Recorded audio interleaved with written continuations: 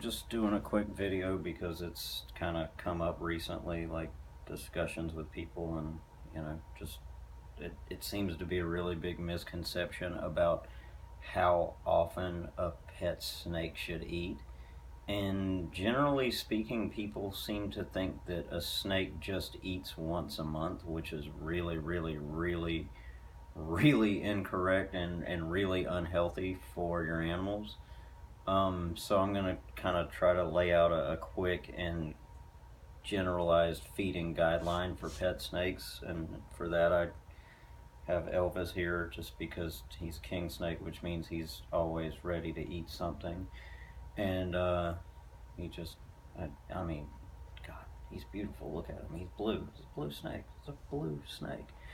Um, anyway, so it seems to be a general misconception that snakes only eat once a month, and while there are some species that would probably only eat once a month in the wild once they reach a certain age, once a month would be, as far as pet snakes go, would be a feeding schedule reserved to, like, I would say old age animals, animals 10 years plus in age, that they've reached about as far as they're going to grow. They don't metabolize things as quick, and they're just naturally kind of slowing down. Snakes have about a 15 to 25 year lifespan, um, give or take.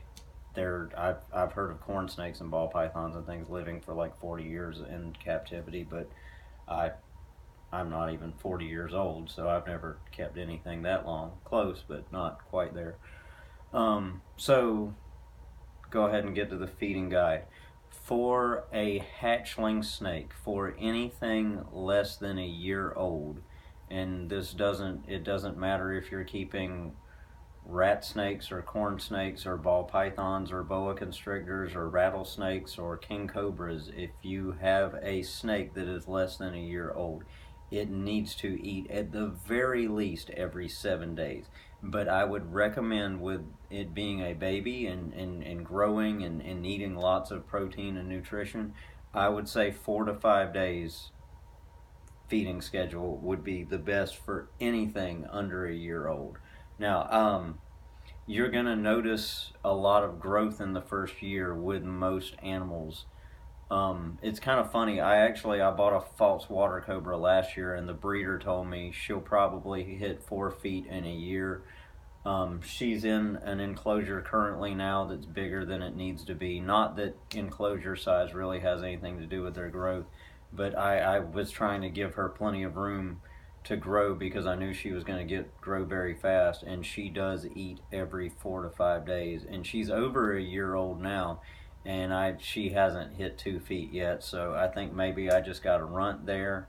And I've seen snakes hardly grow in their first year and a half, and then shoot up there when they hit 2 years. But for anything under a year old, every 4 to 5 days is optimum feeding, and anything less, you may be kind of driving your animal into hunger a little bit. It may not be completely comfortable with any smaller or any less frequent feeding than that. Now, once they pass that 1 year mark, you can go 5, 6, 7 days, and that's still a pretty healthy snake.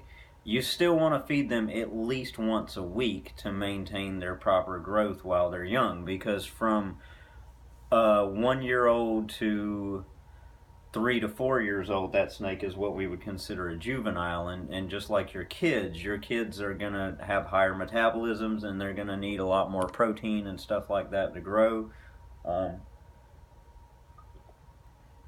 Sweet tea, it's very necessary for me to sustain my life and grow properly and all that. But so once they hit a year old, year and a half, go ahead, do this every 7 day feeding, but maintain that. I would say maintain an every 7 to, at very minimum, 10 day feeding schedule for anything under 2, and honestly up to 5 years old. Like, all of my animals are mostly under 5 years old, and I still feed them at least every 7 days, with the exception of my boa. She eats more like every 10, but she's massive. And I've got my male corn snake kind of on not a less frequent feeding schedule, but he's getting smaller meals because he's getting kind of obese. But so hatchling every 4 to 5 days, anything from 1 to 5 years old, I would recommend. And this is general rules. This is not species specific. Do your research on caring for whatever you have as a pet, but understand that you're going to have to read more than one care sheet because a lot of that information is conflicting. And if you have any questions, you can hit me up. But you need to maintain these feeding schedules for proper growth of the animal and proper health. An underweight snake is pretty noticeable. You're going to see its spine and its ribs. Now, you don't want, like Elvis is kind of fat. Let me try to show you here. I don't have my corn snake out, and I wouldn't be able to get him out around Elvis because king snakes eat other snakes. But Elvis is not really a great example, but you can see how he's kind of chubby around the tail section here. But you can feel his spine. You can see his spine. He's not, he's a good size for a Brooks king snake. And these are, as far as king snakes goes, they're larger, bulkier animals anyway. But he's every 7 days, and he's 3 or 4 years old. So maintain that kind of schedule. Now, once they pass that 5-year mark, I would say every 10 days is a pretty healthy schedule. That's not bad for them. One second. I can hear Dougie coming down the hall from the bathroom, and I've got to put his foot medicine on. So I guess I'll go ahead and put Elvis away and get all that on camera too, even though he's not a snake, because, clearly snakes don't have feet. But I'll continue talking about the feeding schedule and give a little explanation of what I'm doing with Dougie as well. But yeah, once they pass that 5-year mark, I would say that it's pretty safe to go ahead and put them on that every 10-day feeding schedule and go from there. Now, you may notice that once a snake hits 8, 9, 10 years old, it may only want to eat once a month or so. And that's because its metabolism is slowing and it's getting to old age. It doesn't need as much nutrition to maintain the life it's living anymore. Come on, buddy. Alright, now what I'm doing with him is he has gout on his foot, which is kind of common in captive lizards if they get a diet that's too high in fat. Just like you can get gout if you don't eat properly. And I put Neosporin plus pain relief on the infected spot of his swollen little footsie here, and it's starting to heal up nicely finally, and he's becoming a little bit more active and a little less grumpy. I wish he would stay in the bathtub until I go get him out, but that's a little too much to ask for, so I'm going to try to sit the phone down here while I get him to come to me and put his medicine on. Come on, Bubba. Alright, watch out. I'm not going to hurt you. You know what's happening. Hold still. Okay. Alrighty. And there he goes. And I usually do this about 2 times a day. I give him a bath, and then I put his medicine on, and then he gets kind of like, meh, leave me alone. But he's a good boy. And he is clearly not a snake. He is a savanna monitor, Varanus exanthematicus. And he's just trying to go in his little spot in the closet there. And he is free roaming, so don't tear me apart for that, because if you had an animal that wounded himself every time you put him in a cage because he thought he was in trouble, you would probably accommodate your room to suit his needs as well. So don't try giving me grief about how I care for my monitor. I know that it doesn't follow the care sheet, but he's well fed. He's at a proper temperature, even though I personally am not. And he's doing okay. He's a lot healthier than he was a year ago, so yeah. But yeah, that's Dougie. And back to feeding snakes. Now, again, you are going to experience, if you have a snake that is 10, 15 plus years old, you are going to experience a lull in how much that snake likes to eat, and that's just totally normal.